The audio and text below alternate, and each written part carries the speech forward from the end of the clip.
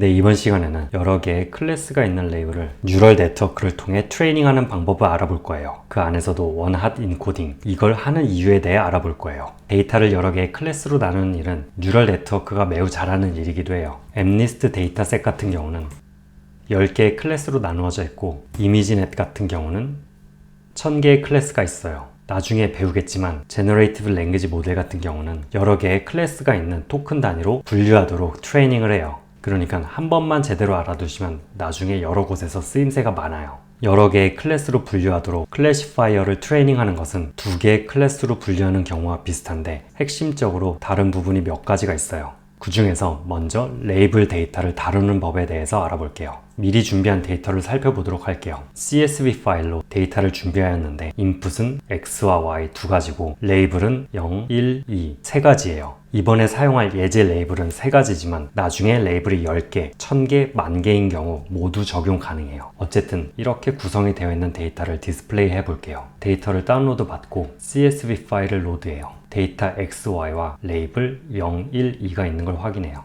이 데이터를 파이플롯을 통해 디스플레이 해보면 세 가지 클래스가 0을 중심으로 나뉘었어요. 이러한 레이블 구성을 학습시키고자 하면 이 세 가지 레이블 0, 1, 2를 바로 가져다 쓸 수 있는 것이 아니라 변환을 시켜줘야 해요. 이전 영상에서 배운 바이너리 클래시피케이션 같은 경우는 0과 1만 구분했으면 됐어요. 이를 그림으로 나타내면 하나의 축이 있고 0과 1이 있어요. 아주 간단한 문제죠. 레이블 도메인은 두 개로만 나누어지니까요. 그런데 세 개의 클래스 혹은 여러 개의 클래스를 구분해야 한다면 어떻게 정의를 해야 할까요? CSV 파일에 쓰여져 있는 대로 하나의 축에다가 0, 1, 2 이렇게 세 개를 정의해놓고 데이터가 잘 분류되기 바라는 것은 조금은 말이 안 돼요. 왜냐하면 레이블을 이러한 방식으로 하나의 축, 하나의 차원에 정의해버리면 0과 1, 2 레이블 사이에 관계가 있다라는 것을 암시해요. 예를 들어 이와 같은 클래스 레이블 분포에서는 1은 클래스 0과 클래스 2 이 중간에 있다. 두 개를 평균 내면 클래스 1이다. 아니면 클래스 0에서 1 사이의 차이만큼 한 번 더 더해주면 클래스 2다. 와 같은 말이 안 되는 의미를 암시하는 거예요. 지금 우리가 나누고자 하는 클래스 0과 1, 2에는 서로 간의 관계가 전혀 없어요. 때문에 지금 그림처럼 하나의 축에 클래스를 전부 넣는 것은 옳지 않아요. 서로 간의 클래스 간에 관계가 없기 때문에 다른 차원의 클래스 0, 1, 2를 넣는 거예요. 이를 그림으로 나타내보면 0, 1, 2 세 개의 레이블이 있으니까 세 개의 디멘션을 만들고 각각의 축에 클래스를 하나씩 할당시켜요. 그럼 서로 간의 클래스들은 기하학적으로 수직 관계이기 때문에 서로 관련이 없다라는 것을 암시해요. 이를 벡터로 나타내면 클래스 0은 1,0,0이 되고 클래스 1 같은 경우는 0,1,0이 돼요. 마지막 클래스 2 같은 경우는 0,0,1로 표현할 수 있어요. 이러한 변환 과정이 이번 영상의 주제 원핫 인코딩이에요. 지금은 우리가 분류하고자 하는 클래스가 3개이기 때문에 3차원 안에서 이를 나타냈는데, 만약 분류하고자 하는 레이블의 종류가 10가지라면 10차원의 디멘션상의 레이블을 분류를 하는 거죠. 당연히 파이토치에도 함수가 있어요.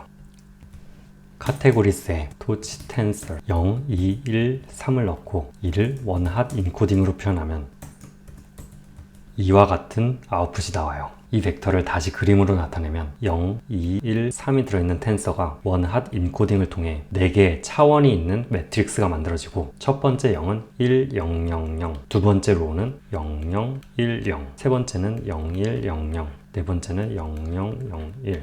0은 0번째, 2는 두 번째 칼럼, 1은 첫 번째 칼럼, 3은 세 번째 칼럼만 핫 상태로 인코딩 하는 거예요.